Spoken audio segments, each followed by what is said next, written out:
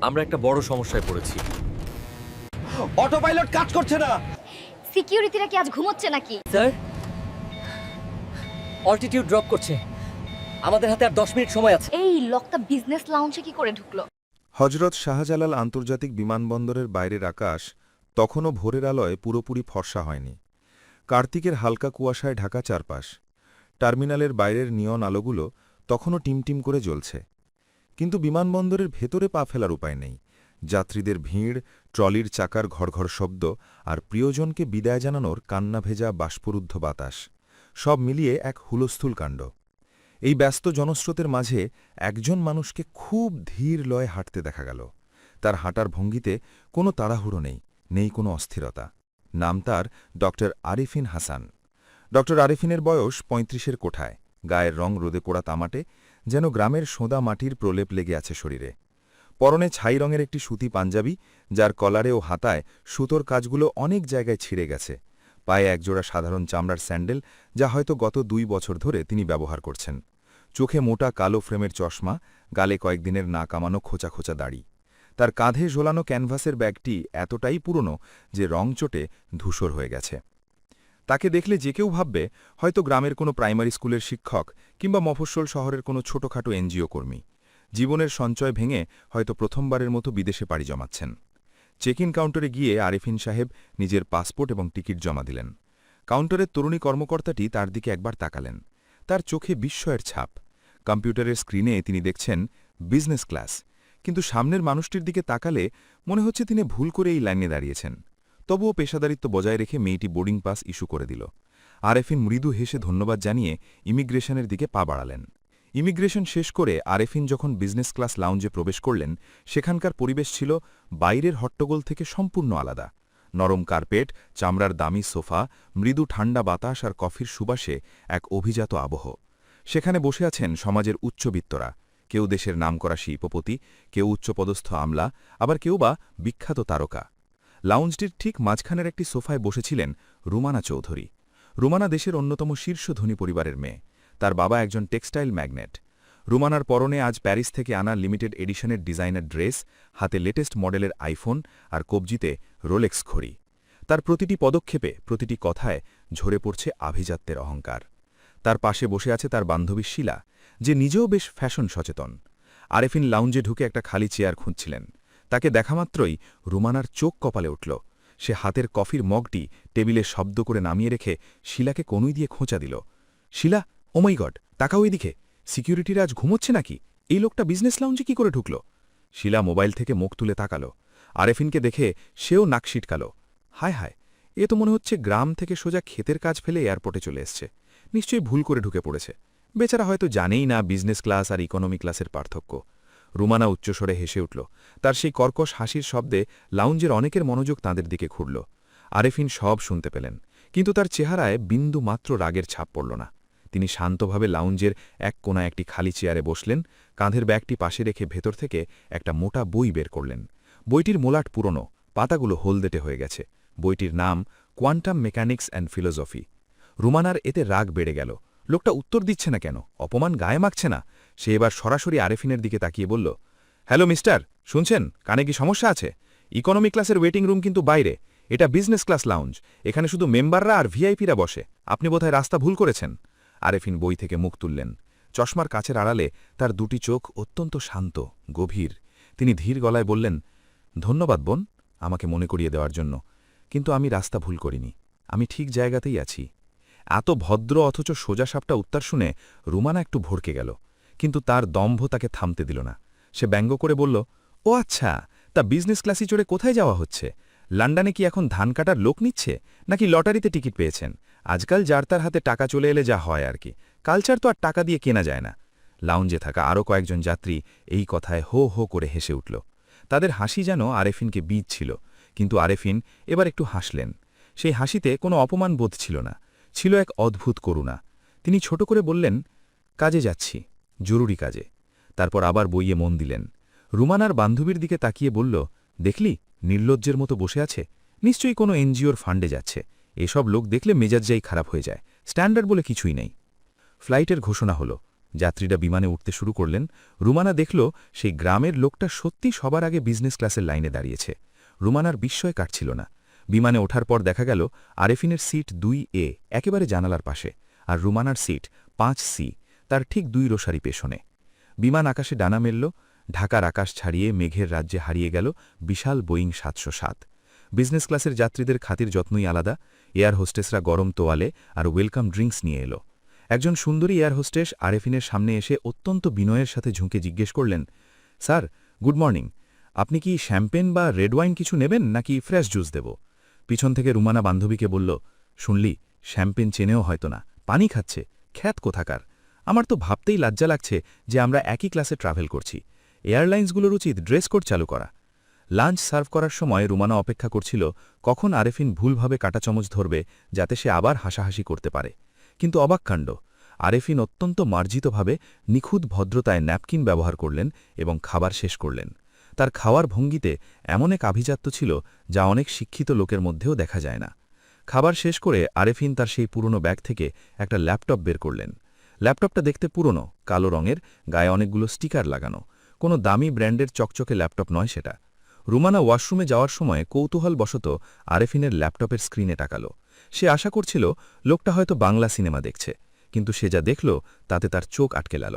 কালো স্ক্রিনে সবুজ রঙের অদ্ভুত সব কোড ঝড়ের গতিতে ওঠানামা করছে। রুমানা কিছুই বুঝল না। ফিরে এসে বলল, জানো শিলা, লোকটা ল্যাপটপে কি যেন করছে, মনে হয় গেম খেলছে বা ভাব দেখাচ্ছে। গ্রামের লোক আবার প্রোগ্রামিং জানবে কি করে, হয়তো টাইপিং প্র্যাকটিস করছে। দুজনে মিলে আবার খিলখিল করে হেসে উঠল। ঘণ্টা তিনেক কেটে গেছে। বিমান এখন মাটি থেকে ৩৫,০০০ ফুট ওপরে ভারত মহাসাগর অতিক্রম করে ইউরোপের দিকে এগোচ্ছে। কেবিনের আলো কমিয়ে দেওয়া হয়েছে যাতে যাত্রীরা বিশ্রাম নিতে পারেন। হঠাৎ বিমানের ভেতরের আলো কয়েকবার দপ করে জ্বলে উঠল। বিমানের এন্টারটেনমেন্ট স্ক্রিনগুলো ঝিরঝির করে বন্ধ হয়ে গেল। যাত্রীদের মধ্যে গুঞ্জন শুরু হল, কিছু একটা অস্বাভাবিক ঘটছে। পাইলট স্পিকারে কিছু বলার চেষ্টা করলেন, কিন্তু শব্দটা অস্পষ্ট হয়ে এল। ঠিক সেই মুহূর্তে বিজনেস ক্লাসের পর্দা সরিয়ে হন্তদন্ত হয়ে প্রবেশ করলেন চিফ পার্সার, প্রধান কেবিন ক্রু।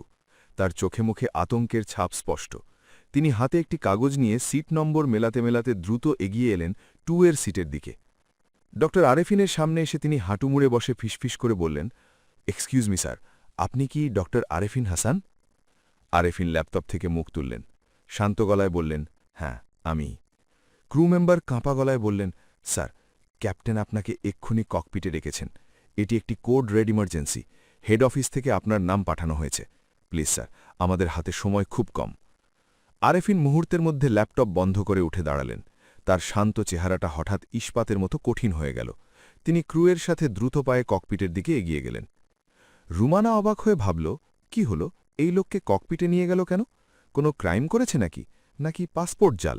সে শিলাকে বলল, দেখ, নিশ্চয়ই কোনো ঝামেলা পাকিয়েছে, এখন অ্যারেস্ট করবে হয়তো। কিন্তু রুমানা বা অন্য যাত্রীরা জানত না যে তারা এই মুহূর্তে মৃত্যুর দুয়ারে দাঁড়িয়ে আছে। বিমানের স্যাটেলাইট ন্যাভিগেশন সিস্টেম এবং অটোপাইলট মোড হ্যাক করা হয়েছে। কোনো এক অজ্ঞাত স্থান থেকে হ্যাকাররা বিমানের নিয়ন্ত্রণ নিয়েছে এবং তারা বিমানটির গতিপথ পরিবর্তন করে সাগরে ফেলার চেষ্টা করছে। পাইলটরা যোগাযোগ বিচ্ছিন্ন হয়ে পড়েছেন।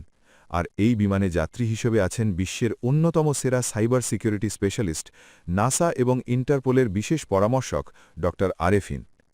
ককপিটের ভেতরে তখন টানটান উত্তেজনা। লাল রঙের অ্যালার্ম লাইট জ্বলছে। ক্যাপ্টেন ঘামছেন, ফার্স্ট অফিসার ভয়ে কাঁপছেন। আরেফিন কোনো কথা না বলে নিজের ল্যাপটপটা মেন সার্ভারের সাথে কানেক্ট করলেন।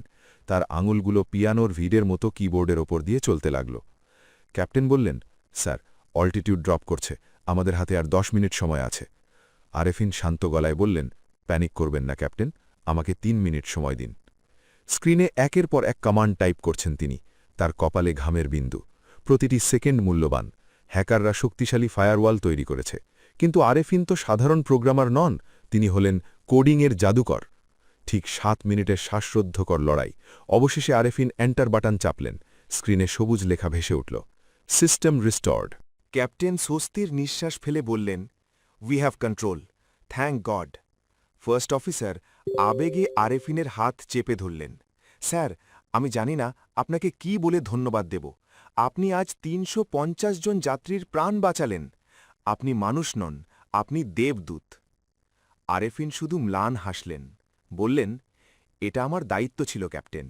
প্লিজ যাত্রীদের কিছু জানাবেন না, তারা ভয় পাবে। আমি আমার সিটে ফিরে যাচ্ছি। তিনি আবার চুপচাপ নিজের সিটে ফিরে এসে বসলেন, বইটা খুললেন, যেন কিছুই হয়নি, যেন তিনি একটু আগে বাথরুমে গিয়েছিলেন। লন্ডন হিথ্রো এয়ারপোর্টে যখন বিমান ল্যান্ড করল, তখন বিকেল গড়িয়ে সন্ধে। বাইরের আকাশ মেঘলা, ঝিরঝির করে বৃষ্টি পড়ছে। যাত্রীরা নামতে শুরু করেছেন। ইমিগ্রেশন শেষ করে সবাই যখন এক্সিট গেটের দিকে এগোচ্ছে, রুমানাও তার লাগেজ নিয়ে বেরোচ্ছিল। হঠাৎ এয়ারপোর্টের মেইন গেটের দৃশ্য দেখে রুমানার পা থমকে গেল। সে নিজের চোখকে বিশ্বাস করতে পারছিল না। মনে হলো সে কোনো সিনেমার শুটিং দেখছে। সেখানে দাঁড়িয়ে আছে ব্রিটিশ রয়্যাল গার্ডের একটি সুসজ্জিত দল। তাদের লাল ইউনিফর্ম আর লম্বা কালো টুপি চকচক করছে। পাশে দাঁড়িয়ে আছে স্কটল্যান্ড ইয়ার্ডের উচ্চপদস্থ পুলিশ কর্মকর্তারা, ব্রিটিশ হোম অফিসের প্রতিনিধিরা এবং সাইবার সিকিউরিটি সেলের প্রধান। তাদের সামনে দাঁড়িয়ে আছে চকচকে কালো রঙের ৩টি সরকারি লিমুজিন গাড়ি, চারপাশ পুলিশ দিয়ে কর্ডন করা। ড আরেফিন গেট দিয়ে বের হতেই পুরো পরিবেশ বদলে গেল। পুলিশের ডিআইজি পদমর্যাদার একজন অফিসার এগিয়ে এসে আরেফিনকে স্যালিউট দিলেন। তার দেখাদেখি পেছনের পুরো গার্ড অফ অনার টিম একসাথে বুট ঠুকে স্যালিউট জানাল। সেই শব্দের প্রতিধ্বনি পুরো টার্মিনালে ছড়িয়ে পড়ল। একজন ব্রিটিশ মন্ত্রী এগিয়ে এসে আরেফিনের সাথে হ্যান্ডশেক করে বললেন, welcome to London doctor Arefin. British সরকার আপনার আগমনে গর্বিত। আমরা খবর পেয়েছি মাঝ আকাশে আপনি কি অসাধ্য সাধন করেছেন। You are a true hero sir. Rumana এবং তার বান্ধবী শীলা পাথরের মূর্তির মতো দাঁড়িয়ে রইল।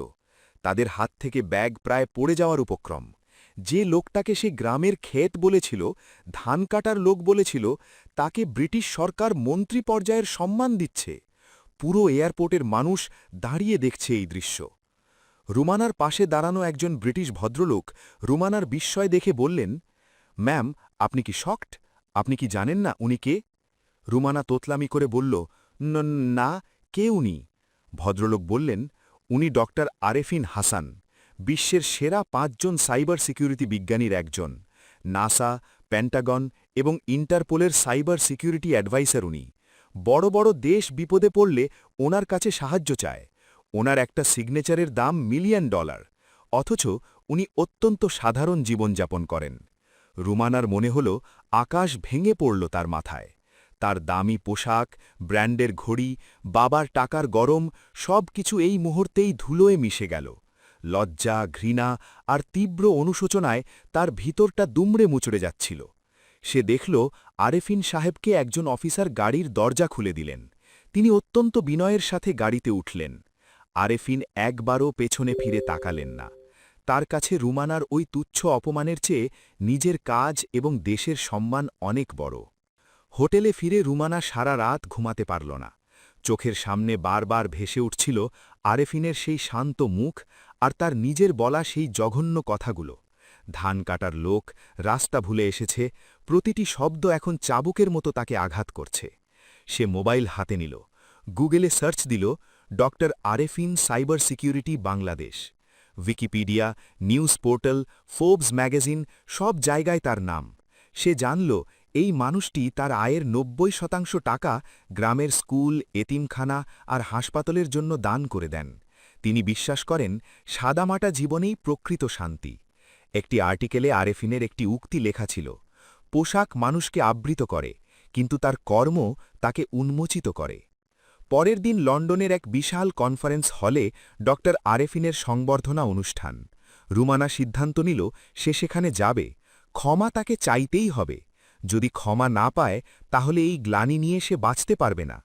হল ভর্তি হাজার হাজার বিদেশি ডেলিগেট। স্টেজে উঠলেন ডক্টর আরেফিন। সেই একই সাধারণ পাঞ্জাবি, সেই একই শান্ত ভঙ্গি। তিনি তার বক্তব্যে বললেন, ভদ্র মহোদয়গণ, আমি এমন একটি গ্রাম থেকে এসেছি যেখানে একসময় বিদ্যুৎ ছিল না। আমার বাবা ছিলেন একজন সাধারণ কৃষক। তিনি রোদে পুড়ে বৃষ্টিতে ভিজে আমাকে মানুষ করেছেন। তিনি আমাকে শিখিয়েছিলেন মানুষের পরিচয় তার দামি স্যুটে নয়, তার ব্যবহারে এবং কাজে। আমি যখন কোড লিখি তখন আমি আমার বাবার সেই ঘাম আর মাটির গন্ধ পাই। আপনারা আজ আমাকে যে সম্মান দিচ্ছেন তার আসল দাবিদার আমার দেশের সেই কাদা মাটি মাখা মানুষগুলো, যারা নীরবে কাজ করে যায়। বক্তব্য শেষে করতালিতে ফেটে পড়ল পুরো হল। রুমানা ভিড় ঠেলে আরেফিনের সামনে গিয়ে দাঁড়াল। তার চোখে জল, গলা ধরে আসছে। স্যার। আরেফিন তাকালেন, চিনতে পারলেন সেই বিমানে অপমান করা মেয়েটি। কিন্তু তার মুখে কোনো রাগ নেই, কোনো বিরক্তি নেই। রুমানা কান্না জড়িত কণ্ঠে বলল, স্যার, আমাকে ক্ষমা করে দিন স্যার, আমি আপনাকে চিনতে পারিনি। আমি আমার ব্যবহারের জন্য লজ্জিত। আমি আপনাকে পোশাক দিয়ে বিচার করেছিলাম। আমি খুব বড় ভুল করেছি। আরেফিন হাসলেন, এক অদ্ভুত মায়াবী হাসি। তিনি বললেন, তুমি আমার কাছে ক্ষমা চাইছ কারণ তুমি এখন জানো আমি কে। তুমি জেনেছ আমি একজন বিজ্ঞানী, তাই তোমার মাথা নত হয়েছে। কিন্তু আমি যদি সত্যিই একজন সাধারণ কৃষক হতাম, যদি আমার এই পরিচয় না থাকত, তাহলে কি আমি তোমার সম্মানের যোগ্য ছিলাম না? রুমানা চুপ করে রইল, তার চোখ দিয়ে পানি পড়ছে। আরেফিন আবার বললেন, যে কৃষক রোদে পুড়ে ফসল ফলায় তার সম্মান আমার চেয়ে কোনো অংশে কম নয়। সে না থাকলে আমি বা তুমি কেউই বাঁচতাম না। মানুষকে মানুষ হিসাবে সম্মান করতে শেখো, তার পদবি বা পোশাক দেখে নয়। দামি পোশাক হয়তো তোমাকে সমাজে ধনী দেখাবে, কিন্তু বিনয় তোমাকে মানুষের মনের রাজা শুনে বসাবে। রুমানা সেদিন এক নতুন শিক্ষা নিয়ে ফিরেছিল। সে বুঝেছিল অহংকার পতনের মূল, আর বিনয় মানুষকে আকাশের সমান উচ্চতায় পৌঁছে দেয়। সে প্রতিজ্ঞা করল আর কোনো মানুষকে ছোট করে দেখবে না। বন্ধুরা, এই গল্পটি কেবল ডক্টর আরেফিন বা রুমানার গল্প নয়, এটি আমাদের সমাজের গল্প। আমরা প্রতিনিয়ত মানুষের বাইরের খোলস দেখে তাদের বিচার করি। আমরা ভুলে যাই যে কাঁকড় আর হীরের টুকরো অনেক সময় একই রকম মনে হতে পারে, কিন্তু জহরির চোখ ঠিকই আসল রত্ন চিনে নেয়। ডক্টর আরেফিনের মতো মানুষেরাই এই পৃথিবীর আসল রত্ন। তারা নীরবে কাজ করে যান, কোনো প্রতিদান আশা করেন না। গল্পটি যদি আপনাদের হৃদয় ছুঁয়ে যায় তাহলে লাইক দিতে ভুলবেন না। আপনার জীবনেও কি এমন কোনো ঘটনা ঘটেছে যেখানে আপনি কাউকে ভুল বুঝেছিলেন? কমেন্ট করে আমাদের জানান। আর এমন সব জীবন বদলে যাওয়া গল্প শুনতে আমাদের চ্যানেলটি সাবস্ক্রাইব করে বেল আইকনটি অন করে রাখুন। দেখা হবে পরের ভিডিওতে। ধন্যবাদ।